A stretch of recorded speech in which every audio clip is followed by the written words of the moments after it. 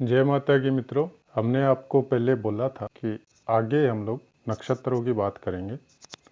अगर आप में से सुनने वाला कोई फर्स्ट टाइम जुड़ रहे हैं तो मैंने राशियों का, भावों का वर्णन और ग्रहों का मैं पीछे वाले ऑडियो वीडियो में कर चुका हूं, तो आप लोग प्लीज़ जाके वो सुन लीजिए, नहीं तो कुछ समझ में नहीं आएगा। हम लोग यूट्यूब में किसी का भी चैनल देखते हैं एस्ट्रोलॉजर का, तो वहाँ पे राशियों, ग्रहों के बारे में बहुत कुछ बताया गया है। आप लोग जो भी जिज्ञासु है सब चैनल सुनते ही होंगे, लेकिन बहुत बड़ी विडंबना है कि जो मेन चीज है नक्षत्र, उसके बारे में बहुत कम ऑडियो वीडियो मिलेंगे आपको। ज़्यादा डिटेल में इनको नहीं समझाया गया। क्या कारण है मेरे को पता नहीं, जानते नहीं या इस पे कोई रिसर्च उनका नहीं है या उनके बारे में इतना ध्यान नहीं देते हैं। जबकि मेरे हिसाब से नक्षत्र मेन है। कारण क्या है कि आपकी राशि, जन्म राशि या लगन राशि या सूर्य राशि कुछ भी हो सकती है। 2 आदमियों की या 10 आदमियों की सेम राशि हो जाती है, लेकिन उनके ऊपर राशि का फल सेम नहीं हो। ये हम लोग जनरली देखते हैं। उसका कारण है नक्षत्र, और नक्षत्रों पे कोई ध्यान नहीं दे रहा है।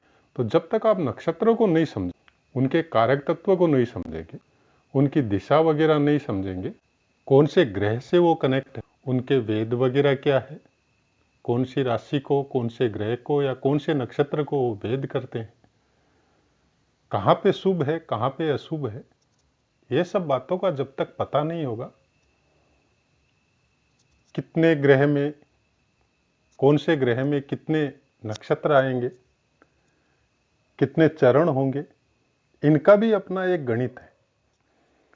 और नक्षत्र ही मेन है आपको फल देने के लिए। जैसे हम लोग देखते हैं महादशा, दशा तो कहाँ से निकलती है? नक्षत्रों से निकलती है। तो फिर नक्षत्रों के बारे में इतना कम क्यों बताया जा रहा है? मेरा मोटिव यही है कि नक्षत्रों को, आपको नक्षत्रों के बारे में आपको पूरा पता चले। और अब कंटिन्यू नक्षत्रों के ही ऊपर ऑडियो वीडियो आएंगे। पहले जनरल इनका जो फल है, इनके जो कारक तत्व है, उनके बारे में बात करेंगे। फिर थोड़ी बहुत गणित भी इनके बारे में समझेंगे हम लोग, कि किस तरह से ये लोग कैसे चलते हैं, किस तरह से राशियों में बैठते हैं, ग्रहों के साथ कैसे आते हैं, गोचर में हम लोग कैसे इनका पता कर सकते हैं, और इनका क्या प्रभाव हम लोगों के दैनिक जीवन पे पड़ता है। मेरा विचार यही है कि आप लोग इसको ठीक से समझे, कोशिश करें, कुछ किताबें अपने पास भी रखें नक्षत्रों के बारे में, उनको भी पढ़े।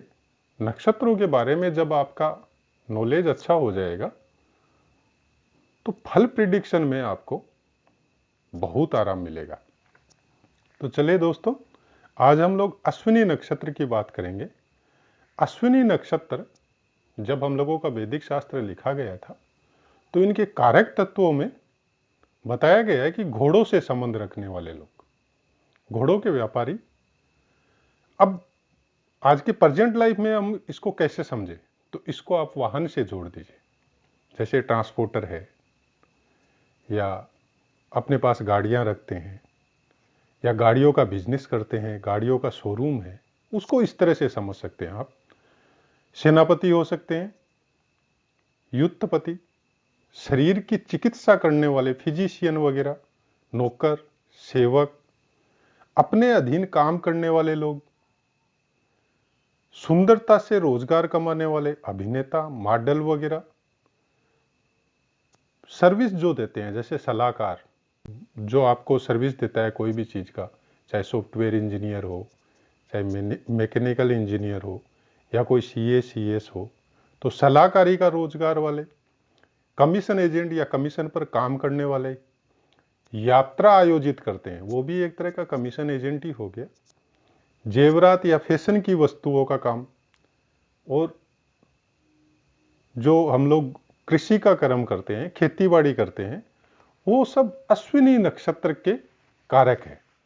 अश्विनी नक्षत्र में पैदा हुआ आदमी, या अश्विनी नक्षत्र जैसे आपका लगन का हो सकता है, आपका चंद्र राशि का हो सकता है, सूर्य राशि का भी हो सकता है, तो कुछ कारक प्रभाव अश्विनी नक्षत्र का इससे आप मिला सकते हैं।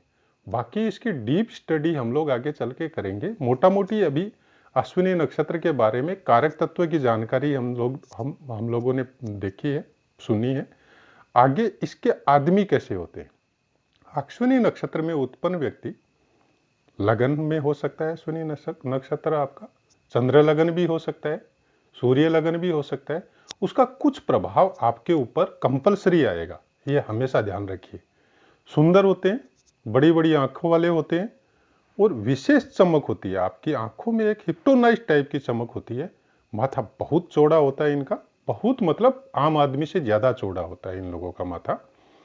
और गौर वर्ण होता है, त्वचा में एक विशेष आकर्षण होता है, चमक रहता है त्वचा में, सूखा रूखा सूखा वैसा नहीं होता है।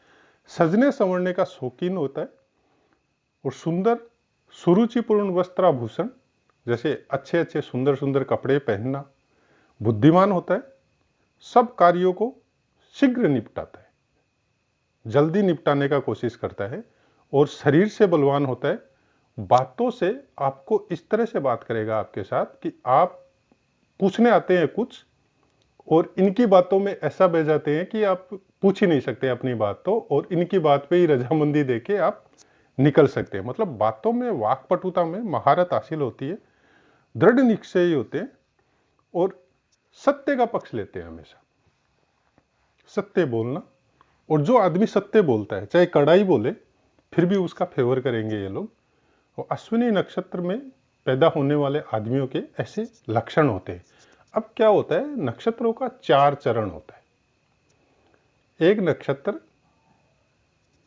13 अंश 13 डिग्री और 20 मिनट का होता है। वो गणित हम लोग बाद में समझेंगे, अभी खाली इनका फल कारक किस तरह से आपको प्रभाव दे सकता है, क्या क्या चीज पे इन लोगों का इफेक्ट होता है, उसके बारे में समझते हैं। तो 4 चरण में, अब हो सकता है आपका पहले चरण में जन्म हो, दूसरे चरण में जन्म हो, तीसरे चरण में जन्म हो या चौथे चरण में जन्म हो। सपोज आपका 13 डिग्री 20 मिनट का पूरा नक्षत्र होता है और आपका 6 डिग्री पे करीब जन्म हुआ, तो आपका मोटा मोटी आपका दूसरा चरण में जन्म होगा। इस तरह से समझना है इसको। तो वो जब आप जन्म कुंडली निकालेंगे अपनी, चाहे आप सॉफ्टवेयर से निकाल लो चाहे हाथ से बनवा लो किसी से भी, तो वो आपको बताएगा अच्छी तरह से। और इतना कोई हार्ड गणित नहीं है इसका, आप हम लोग समझेंगे इसको आगे चलते जाएंगे तो हम लोग इसको समझ भी जाएंगे। बहुत आराम से हम लोग खुद भी निकाल सकते हैं, बिना कोई सॉफ्टवेयर की सहायता के भी निकाल सकते हैं। और सॉफ्टवेयर भी जो अच्छे अच्छे सॉफ्टवेयर है उनमें भी इसकी गणना आराम से आपको मिल जाएगी। तो इसमें गणित जो भी हम लोग डिस्कस करेंगे, आगे जो पढ़ेंगे गणित, बहुत इजी होगी।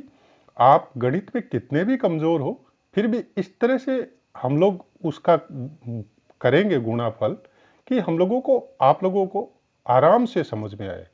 कोई कठिन विषय नहीं है, कठिन बना रखा है कुछ लोगों ने, तो उसमें हम लोग नहीं जाएंगे। कौन क्या कर रहा है हम लोग उसमें नहीं पढ़ेंगे।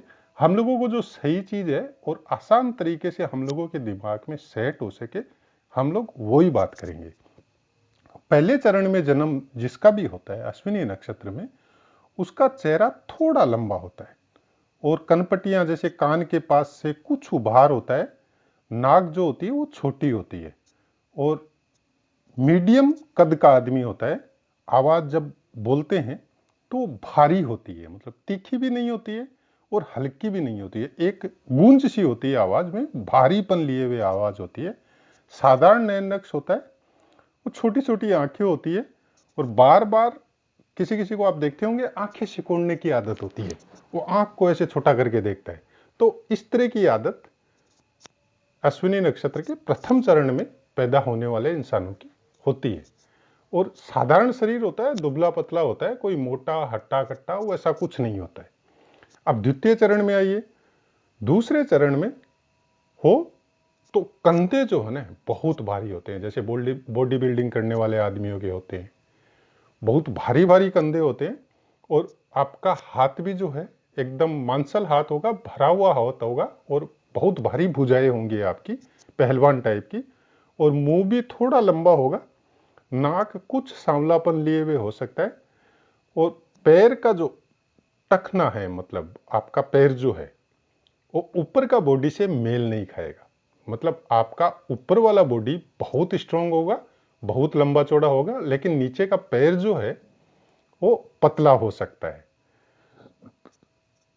छोटा माथा और दबी हुई अर्थात मांस से ढकी हुई आपकी गर्दन वगैरह होगी।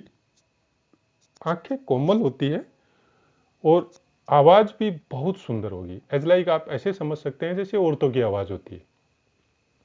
एकदम क्लियर औरत की आवाज नहीं होगी, लेकिन उस टाइप की और मीठी आवाज होगी, मतलब दबंगता नहीं होगी आवाज में, आवाज थोड़ी सुरीली होगी।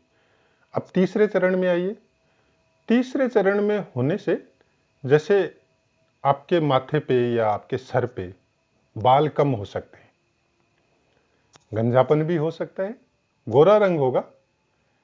शरीर का जो किसी किसी का हम लोग देखते हैं ना कि हाथ थोड़ा वो चौड़ा करके चलता है, मतलब हाथ शरीर से थोड़ा हटकर होता है, एकदम जैसे हाथ को साधारण तरीके से कोई लोग चलता है वैसे नहीं होता है। हाथ थोड़ा अलग दिखता है हम लोगों को, जैसे चलने से कोई चलता है ना तो हाथ थोड़ा अलग दिखाई देगा शरीर का, उस तरह का हाथ होगा उनको।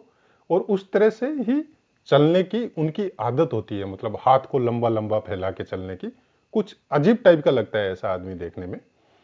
और आंखें जो है बहुत सुंदर होती है, नाक भी सुंदर होता है, और बोलने में मतलब महारत हासिल होती है, बहुत अच्छा वक्ता हो सकता है ऐसा आदमी।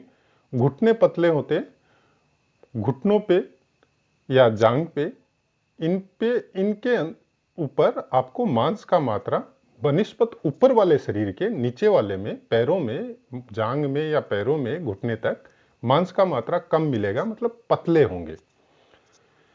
अब आते हैं चतुर्थ चरण में। चतुर्थ चरण में आंख जो है आपकी, जैसे किसी से बात कर रहे हैं, कोई चीज को देख रहे हैं, तो आपकी आंख स्थायी नहीं रह सकती, मतलब आपकी आंखें अस्थिर होगी, बार बार पलक झपकाएंगे आप या इधर उधर देखेंगे, भ्रमित सी दृष्टि रहती है। ऐसे आदमी, डरपोक टाइप का जो आदमी होता है जिसकी दृष्टि थोड़ी भ्रमित होती है, आप कुछ बोल रहे हैं तो उसका ध्यान कहीं और है, और इस तरह से देखेगा आपको जैसे अचानक से देखा आपको, इस टाइप की सी दृष्टि ऐसे आदमियों की हो सकती है। और आंखों से कभी कभी आपको दबंग या गुस्सा या रोब भी झलकेगा। नाक छोटी होती है। पैर जो है थोड़े, मतलब जैसे वर्कर वगैरह नहीं होते, लेबर वगैरह के पैर फैले हुए, थोड़े चौड़े चौड़े, इस टाइप के पैर हो सकते हैं। और ज्यादा मतलब पैरों में कहीं कहीं पे गांठ पड़ना या एड़ी का सख्त होना, और बाल भी जैसे ज्यादा अच्छे नहीं हो, मतलब ठीक ठाक हो, और पतला शरीर होता है। कुछ अलग टाइप की वेशभूषा ऐसे लोग पहनते हैं, इनको पसंद आती है, लेकिन ये लोग उसको पसंद करते हैं चाहे दूसरा कोई इनको उस वेशभूषा को पसंद करे या नहीं करे। अलग टाइप की जो लीक से हटके, जैसे आप पैंट शर्ट पहन रहे हैं तो इनका पैंट पहनने का साइज थोड़ा, स्टाइल थोड़ा और अलग हो सकता है, जैसे शर्ट का स्टाइल थोड़ा और अलग हो सकता है, जिसमें हंसी का पात्र बन सकते हैं। तो चौथे चरण का इस तरह का सा प्रभाव, जो जिनका भी जन्म होता है या चंद्र राशि होती है तो कुछ इस टाइप का होता है अश्विनी नक्षत्र का। अब अश्विनी नक्षत्र का ये पूरा प्रभाव, आप ये मत सोचिए कि जो बताया गया वो पूरा प्रभाव मिलेगा, नहीं। लगन में जब हम लोग अश्विनी नक्षत्र को देखेंगे तो इनका कुछ 20 से 50% तक आपको प्रभाव इनमें से कुछ मिलेगा ही मिलेगा, ये श्योर है। और उसके बाद में आ गई राशि कि कौन से राशि के ऊपर अश्विनी नक्षत्र है लगन के अंदर, तो उसका प्रभाव इसमें सम्मिलित होगा। उसके बाद में उस भाव का स्वामी जो काल पुरुष की कुंडली में है, और वहां पे कौन सा भाव का स्वामी बैठा है, तो ये सब सम्मिलित करके हम लोगों को निकालना पड़ेगा। लेकिन ये कंफर्म है कि अश्विनी नक्षत्र में पैदा हुए जातकों का इस तरह का स्वभाव या इस तरह के कारक तत्व उनके ऊपर प्रभावी होंगे, ये कंफर्म है। थोड़ा बहुत वो हो सकता है, 100% कभी नहीं मिलेगा, इसीलिए अलग अलग डिपार्टमेंट ज्योतिष में बनाया गया है कि काल पुरुष की कुंडली है, उसके बाद में आपका लगन है, लगन की राशि है, ग्रह की दृष्टियां हैं, फिर वर्ग कुंडलियां हैं, अष्टक वर्ग है। तो इसी वजह से अलग अलग डिपार्टमेंट ये सबके बनाए गए हैं कि आप इनको सम्मिलित फल करके हम लोग एक प्रिडिक्शन निकाल सके कि आदमी के ऊपर क्या चीज का इफेक्ट होगा, कैसे होगा, कब होगा। हम लोग पूरी तरह इसको देख सकते हैं। अगर किसी का टाइम में भी मिस्टेक है तो भी पता चल सकता है। सपोज आपका कोई इवेंट का कोई डेट ले लिया पर्टिकुलर, मेरी शादी कब हुई उसका डेट ले लिया। अब उससे अगर हम लोग, जो हम लोगों को जन्म पत्री मिली है उससे अगर हम लोग मिलाने जाए, सही टाइम पे वो एक्यूरेट नहीं मिल रहा है, तो 10-15 मिनट इधर उधर करने से अगर वो सही टाइम मिल रहा है, दैट मीन वो हम लोगों का एक्चुअल बर्थ टाइम है। तो अच्छे जो जानकार है वो उसको प्रिडिक्ट कर सकते हैं, निकाल भी सकते हैं। तो जय माता की बंधुओं, मैंने इसके अश्विनी नक्षत्र के बारे में आपको बहुत कम समय में बगैर कोई लाग लपेट के आपको अच्छे से, जहाँ तक मैं समझता हूँ मैंने समझा दिया हो। आप लोगों को आशा है समझ में आया होगा। आशा करता हूँ आप लोग शेयर करेंगे, अपने दोस्तों को भी बताएंगे, और नेक्स्ट ऑडियो में हम लोग आगे वाले नक्षत्र की बात करेंगे। जय माता।